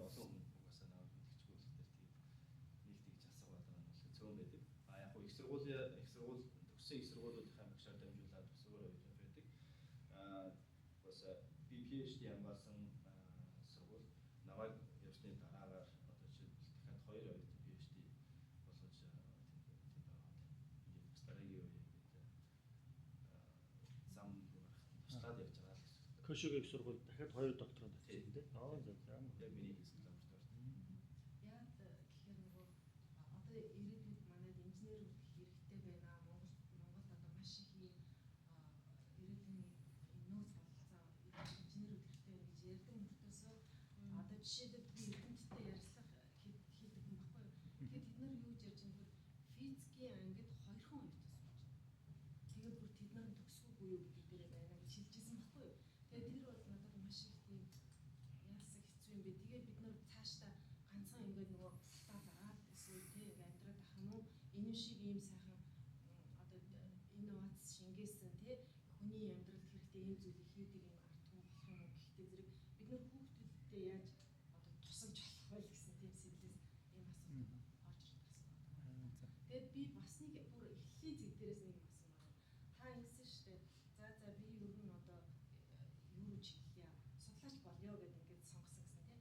А судлаач болж сонгохдоо энэ сэдвийг яаж сонгосон бэ? Үнэхээр таны толгой дотор бодогдож явж байгаад ерөөсөө би энэ чиглэлээрээ судлаа гэж бодов уу? Үгүй бол сүүлд ингээд юу болсныхаа дараа юм. Тийм мэдээж юу ч гэсэн унтаад ийм ирүүл хийгээл зөвлөж тусаж хэрэгтэй. Тэгэхээр анх судлаач болъё гэх нь би most бакалаврын курс байхад 3 дугаар курс байхад 2010 онд Монгол улсад Нанад Хэмбэгийн анхны лаборатори байгуулагдаж байлаа. Тэгээд тэрийг Японд PhD хамгаалсан Азер гэх багш Монгол улсын сургуулиуд байгуулсан. За тэдний лаборатори бакалавр оюутан байхад ингээд лабораторид ороод ингээд ингээд камер сорох ингээд сонирхол татдаг. Тэгээд тэнд л би ерөөсөө сонирхлоо авсан байсан юм шиг байна. Тэгж явсаар аваад бакалавраа төгсч гарчингуудаа жоохон даалтчаад явсан гэх юм уу те компани ч юм уу эсвэл одоо жоохон бие тоогоод ч юм уу те одоо би болсон одоо тийм учраас би Монгол магистрийг хийхгүй мэхгүй ч гэх юм уу амар тэг жоохон тийм өнгөрч ингэж явж байгаад тэгтээ миний ажил биш байна. Би буцаад энэ нарны зай одоо энэ оптоо электрон гэдэг чиглэл. Тэгэхээр тэр бодлого нь анх орж ирсэн.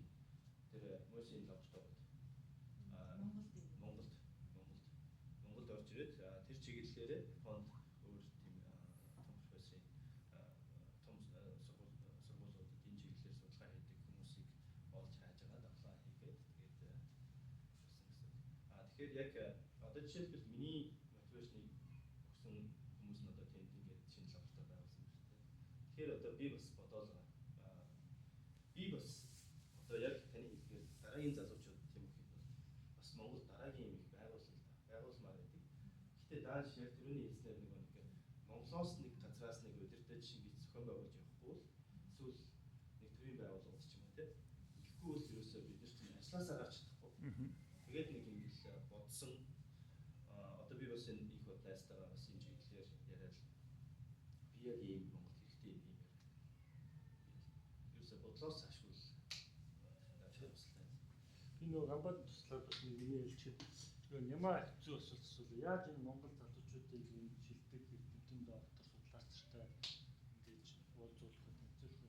Яг энийг батаах өдөр ярилцж байгаа. Одоо энэ доктороос сурч байгаа юм судлаач нар байна, биш мастеруд байна. Одоо яг энэ уулзалт бол энэ залуучуудыг шилдэг эрдэмтэн доктор PhD-тэй уулзуулах гэсэн яг энэ зорилгын эхлэл нь байна. Одоо ингээд өнөөдөр 2-3 залуу ирсэн байна. Системээр төгссөн. Баярлалаа та нарыг ярьсан. Тэгээд та эдгээр ирээд энэ уулзалтын дараа ингээ хоорондоо мэдээлэл солилцоод дараа нь ингээд асуулт асуувал ингээ явах байх. Танай захин мөртөө монголчуудын албаа, тоодны албаа гэдгийн зорилго бол ерөөсөө л яг энэ нэтворкинг хийчих гэл ингээл оролдоод байгаа. Тийм. Бас яг хоо баг практиктэй явж байна. Тэгээд энэ бидний урилгыг ингээд хүлээж авдаг ингээд зөндөө хүмүүс баярлалаа шүү дээ. Мөнх цагаал асуулт асуусан. Байж байх уу? Бага. Тусгч яагаад санагдаж шүү дээ. Үгүй шүү. За ямар ч үсэн ингээд нөгөө энэ их завгүй ажлын хажуугаар ингээд амралтын өдрөөс хийж өгсөн маш их баярлалаа. Завхнаас Кембриж хүртэл энэ их тохиолдол ингээд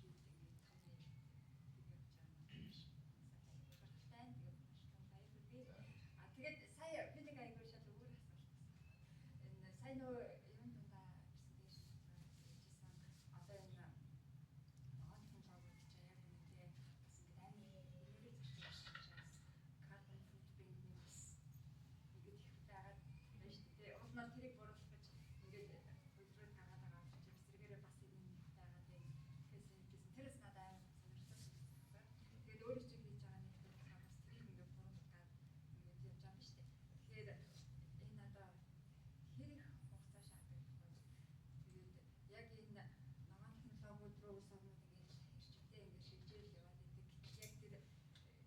Яг тэр футбинт нэг таах юм бол эргээд нөө гурай цагтаа өршөлтөхийн тулд бас футбинтний хамжилт авч юм шиг тий. Тэгэхээр энэ энэ чиглэлээр ирээдүйн ер нь юу хадгалж байгаа нь гэж хэлсэн. Би яг л түрүүнд бас нэг төстэй хариуцсан юм шиг вирусын чиглэлийг одоо энэ технологийн чиглэлийн судалгааг бол найршлага хийдэг. Ерөнхийдөө нэг юм миний угаасаа хувийн төрөл бас тийм байна. Хүмүүс нэг олон төрлийн мэдлэгтэй байдаг шүү дээ. Наад ерөөсөө тийм ч байхгүй. Би зөвхөн нэг юм дал тулгуурлаа. Тэрнлүүгээр хүн байх гэж байна. Тэгэхээр би өөртөө энэ чиглэлээс энэ технологи ер нь хэр ирээдүйтэй гэдэг чиглэлээс болохоор сайн амьж чадна. Yes, энэ бол маш ирээдүйтэй улам өсөд нэг гараад ирсэн улам уцтай харин яг буцаад яг хэдэн жилийн дараа юм те хэдэн жилийн дараа дэлхийн хэдэн хувийг болсон тэр талаас та яг үнэ хэлэх би гэж бодохгүй. Миний хувийн нийтлэл өнөмжл бол маш өндөр. За орой минь тэгээд түрүүний өнгөрсөн энэ чи яран дээр тасгуурлаа надад санал байсан л да. Ер нь бол шинжлэх ухааны эх орон гэж байхгүй. Тэгэхээр хүндрэлтний оюун санааны энэ их том одоо орон зайг бас Монгол хүний оюун ухаан гэж явж байгаа таатай байна. Тэгэхээр яаж нэг Монгол залуучуудаа ийшээ татан оролцуулах вэ гэвэл яг миний санал бол яг ийм байдлаар уулзалтуудыг хийгээд тэ та өөрсдөө хүрч тэнд очиж ажиллаж Монголд ямар нөхцөл байдгийг болоод мэдчихье. Тэгэхээр ер нь бол ийм байдлаар уулзалтууд зохион байгуулад өөрсдийгөө илүү нэг энэ судалгааныхаа ажлыг танилцуулаад байх юм бол үүгээр дамжуулаад одоо сонирхох залуучуудын тоо нэмнэ гэж би боддог байхгүй. Тэгэхээр ийм байдлаар бас уулзалт зохион байгуулаараа бас нэлээ олон ингээ Монгол руу хандсан Монгол хэл дээр чинь өнгө явах юм бол бас үр дүнтэй болов гэж бодож байна. Хоёрдугаарт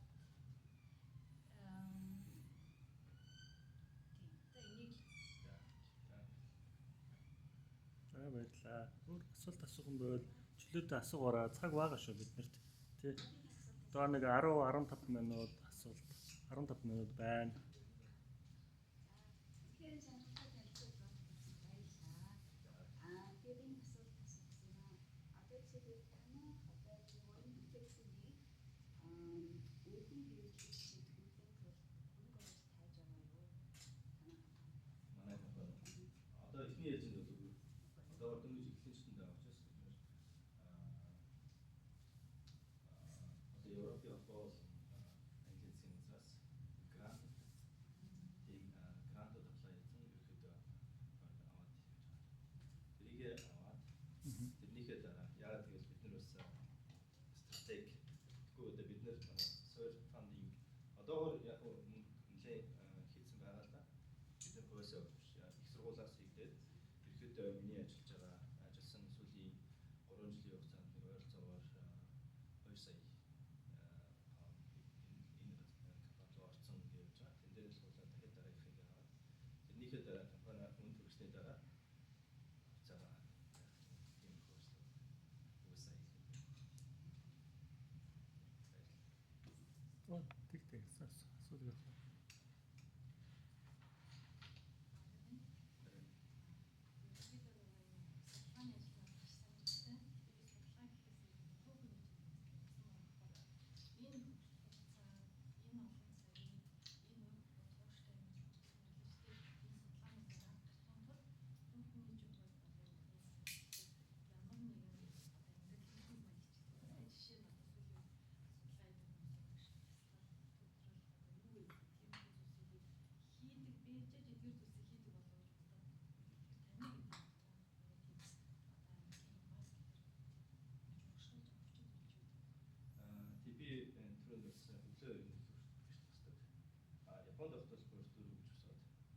ажиллах бүтэн өдрийнхээ ажлыг хийжээ.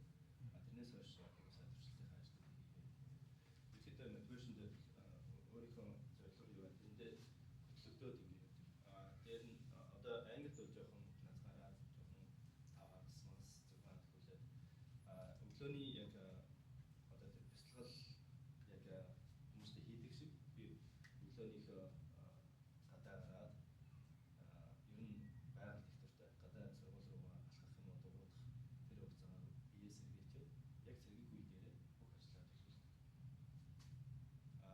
ажлаа 7 хоногоор төлөвлөж байна. Гэхдээ өглөө болгон энэ яг л бидний ажил чи ерөөсөө яг төлөвснөө явахгүй шүү. Өнөөдөр ингэж бодож ирсэн чинь маргааш нөгөө бодсон байна. Мод чинь эсвэл нөгөө device-ийн efficiency буурч юм. Тэгэл яг тэр проблемуудыг солих гэх юм уу. Тиймүүдээ ингээд маш сайн тохируулж явдаг болох төр 7 хоногоос гадна өглөө болгон өдрийнхөө ажлыг төлөвлөв. Тэгээд өглөөний цаг дээр илүү унших, бичих ажлуудаа хийдэг. Мөн ингээд нэг зүйл нь өглөө яагаад бичдэг вэ гэхээр ер нь бол уран зохиолын нэмж хүмүүс орой орчдөг шүү дээ. Орой авахтан орж ирдэг ч юм уу. Хүний сэтгэл хөдлөлцөө. Гэхдээ эрдэм шинжилгээний бодлыг сэтгэл хөдлөлгүйгээр бичих учраас өглөө бичдэг. Тэгээд ховны өөрчлөлт ер нь гэр бүлээ манай гэр бүл гэж байна. Гэр бүлээсээ маш их энерги бэртвчийг аваад энэ дээр ажилладаг та.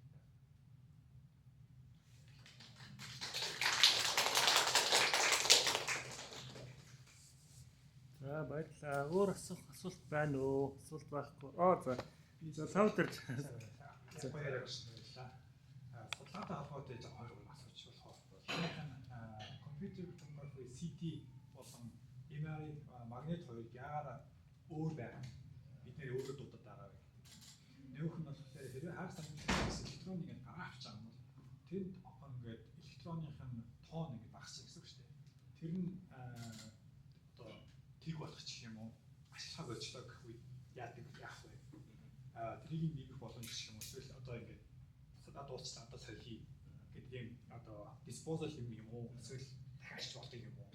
Тэр талаар зөвлөгөө өгч. Тий. Электроныг гаргаад авна шүү дээ. Гадаад дэлхийгээр буцаад нөгөө талаар оруулж ирдэг. Тийм учраас бид нэрээс электроны гүйдлөө шүү дээ. Ингээ гүйж шүү дээ. Ингээд металл буцаар энэ хугацаанд гаргаж байгаа гүйдлээр бид нэр ирчим үйлдвэрлэдэг. Тийм учраас энэ материал дотор энэ дотор байгаа электроныг бид нэрээс гаргаад хаяхгүй байна. Энийг буцаад гадаад дэлхийгээр буцаад нөгөө талаар нь оруулдаг. Тэгэд ерөөсөө бид нэр энэ гүйдэл дэлхийгээр гүйж байгаа электроны хөдөлгөөн энүүгээр гаргаж авч байгаа. Тийм учраас хэрвээ энийг гаргаж авч хаяад гэх юм бол нөгөө материал чинь дуусна шүү дээ. Хэрвээ дуусахгүй энэ хэвээрээ байгаад байдаг үйл энэ нөгөө энерги хадгалах хуулийг зөрчиж шүү дээ. Тийм учраас тийм ихнийх нь юу вэ? MRI болон CT хоёр. CT компьютер энэ CT болохоор бид нэр рентген гэж хэлдэг. MRI болохоор magnetic одоо соронзон орныг ашиглаад хүний одоо энэ судаснуудыг маш их тийм чичиргээ нөгөө бүршихгээр нь тгээ харчиж байгаа. Тэрүүгээр тийм. За баярлалаа. Нэг асуулт. За. Одоо өөрөө чинь сая ярианаас нөгөө гэр бүлийн хүн бол маш шүтж өгдөг гэдэг шүү дээ. Тэрийг асахгүй ерөөс болно гэсэн үг. Тэгэхээр гэр бүлийн хүн Тийм бачин татаа. Бачин дууч. Чаас юм уу? Сайн байна уу? Өөрөөс нь юм асуусан юм. Сайн юмсан байна. Ярин замд энэ хүний нэг шүчтэй юм гэдэг нь сайн жишээ явуулсан. Энийг хэлсэн л та. Тэгээд би бас нэг юм харж байгаа. Та өөрөө эзэн хүн маш байсан тийм үү? Асуултаа хэлсэн байсан үү? Одоо болоогүй. Монгол Ингээд хоёр хоёроо судалгааны ажил хийгээд ингээд амьдралаа явуулсан ингээд энэ нэг юм шүчтэй байх хад таны одоо яг энэ яаж зүйлээ яаж зүйлээ Баярлалаа. Ямар асуулт вэ? Тийм миний бодлоор яг ингээд нөхрийгээ 100% судалгаанаа анхаарлаа хандуулахад нь илүү туслахыг хичээдэг гэх юм уу? Яг ингэж гэр бүлийн ойр зүрийн одоо нэг ойр зүрийн яар сайхан асуудалд авахад сануулж нэр өгөхгүйгээр 100% судалгаанаа анхаарсан жоохон хэмжиж амьдэрдэг.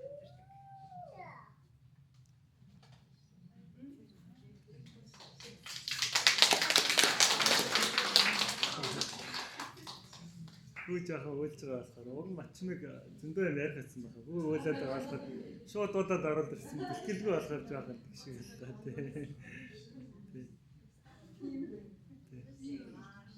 За одоо сүүлийн асуулт асуух юм байна уу? Асуулт байхгүй бол ингээд би нөгөө нэг даваа талаа ашиглаад нэг үг хэлье. Басна дээ. За. Оо за та даваа хэрэгтэй асуулт гарах уу? Та хоёр асуулт асууж болно шүү. Тань зурагч юм чинь.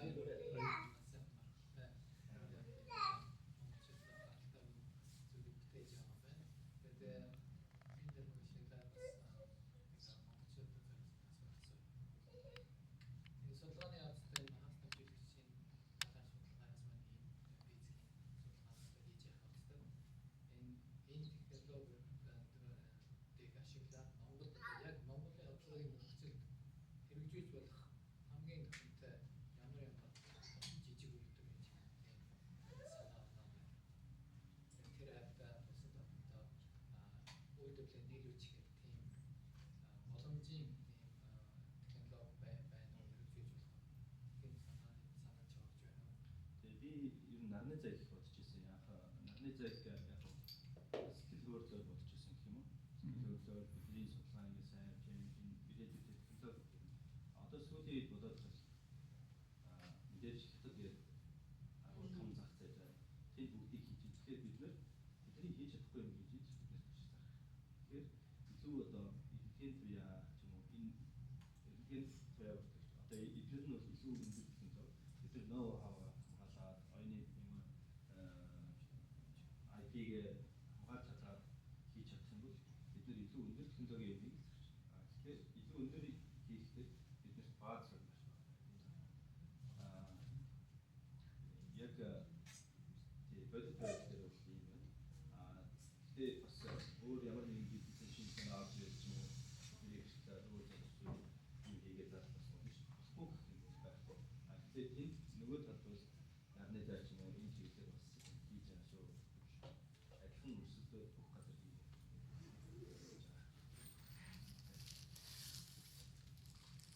За баярлалаа. За юуны төрөлд хүрэлцэн ирсэн хүмүүстээ баярлалаа. Тэгээд бидний энэ урилгыг ингээд найсаар хүлээж аваад цаг зав аваад хаа байсан Кембриджээс гэр бүлээ ирээд ингээд олсон хамааттай маш их баярлж байна. Тэгээд би нэг энэ тухайн хаалтын үг хэлчихээ гэж бодсон. Тэгээд яг энэ маягаар ингээд дараа ингээд оюутан өршлөө төлөвлөж байгаа. Тэгээд та бүхэн бидний заяа гişүүд одоо тэр нямаа асуусан тэр бүсгүй асуулаа. Яаж энэ залуучуудыг энэ шинжлэх ухаанд арай оюунлаг болгох вэ гэдэг бидний энэ нэвтрүүлгийн одоо энэ уулзалтын гол зорилго. Түүнээс бид нар өглөө 8 гараад 5 тараал энэ ажил ингээл нэг минимум national wage аваад ингээд явдаг. Энэ бол одоо бид шиг энэ Монгол юм оюуны потенциалтай хүмүүс тохирохгүй байна. Бид нар дараагийн шатнд аль хэрэгтэй байна. Зарим нь ингээд гарч эхэлж байна. Тэгээ би энэ ганц хоёр залуучууд ингээд оюуны өндөр оюут түрээд ингээд ийм гоё ажил хийгээсэн биш. 10-аараа 100-аараа ингээд ийм оюуны потенциалтай ийм болооч. Одоо өөрөөр хэлбэл смарт ажиллаад одоо өөрөө ингээд happy амьдраач гэдэг. Тэгээд энэ зорилго маань энэ одоо ингээд багч гэсэн биелж байгаа маш их баяртай. Тэгээд бид тэр энэ нэг уулзалтыг зохион байгуулахад Цахим өртөө холбоо, монголчуудын холбоо, монголчуудын англи оюутны холбоо, мөнгөлчин сайдын анханд маш их баярлалаа. Тэгээд одоо нэг бэлтгэн бэлэг бэлтгэсэн. Тэгээд энэ Эрдэнэтэй өнд чинь одоо бэлэг сонсоход аюу хэцүү шүү дээ. Ер нь бол хэр баргийн юм нэг оюуны ингээд нөгөө нэг тоомс чинь одоо ингээд арх тоохгүй, виски тоохгүй одоо юу одоо өөр чихэр жинэс гэх юм уу тоохгүй хаалтанд оруулах нэг сонир биш те. Аюу төвхтэй байсан. Тэгээд бид нар бас хичээж байгаа. За юу бэлгэлдэм бэлээ. За халдан цагаан хань амлалт юм уу гэсэн. За арай гэхгүй. Өвлийн чинь таатай мөр гэсэн. За Монголоос яаж авчих вэ гэж. Уг нь хайнгийн шар бэлгэлдэм бэлээ гэж байна. Тэгээд за болохгүй байна гэх. Тэгээд бид хэд ярьж байгаа. Ямар ч байсан ингээд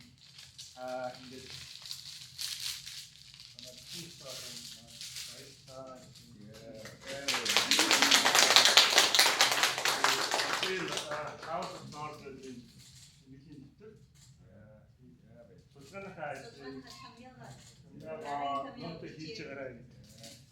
тэгээд бас би яг зөв Монгол аваад ирэхдээ Жандын програм зүрхний хэлхэн маань хийжсэн. Яг би нэгсэн нөхөр ингээд өмнө 10 жил тахт уншижсэн байхгүй. Монгол их орноо гэсэн Монгол улсынхаа гадаад орны төлөө тэмцэж байгаа хүмүүсийн тухай болохоор ингээд аюул сэтгэл хөдлөл ингээд харсан чинь ингээд гоё юм л та. Хүмхэн тэгээд ингээд монгол бичгийг хэлсэн нүүр нөр хэлсэн байхгүй. Тэгээд 10 жил уншихтаа нэг өөр зөвхөн үйл явдал яаж өрнөхгүй гэдэг тэр талаар нь уншсан бол сая ингээд дахиж уншихад бол үнэ хэлсэн байдаг. Бид нэр 17 8 12 дугаар зууны үед манай Монголын үед тийм хүнд байдалтай байсан ч гэсэн Монгол их орныхоо төлөө яаж ингэж дайчин тэмцэжсэн бэ гэдэг хотгоодын чингэн жуун энэ хүний түүхийг Жамбын бурууга маш уран сайхнаар маш их түүхийн судалгааны яг тухайн цаг үед очиж юм шиг тийм сэтгэлтэй байсан. Тэгээд дахин уншаад маш гоё байсан. Тэгээд судалгааныхаа ажлыг хийгээд дан химийн санаа гэдэг ахгүй, хатаа самтар гэдэг ахгүй бас зав заагаараа энийг уншиж их орноо гэсэн сэргээж яваарай гэдэг.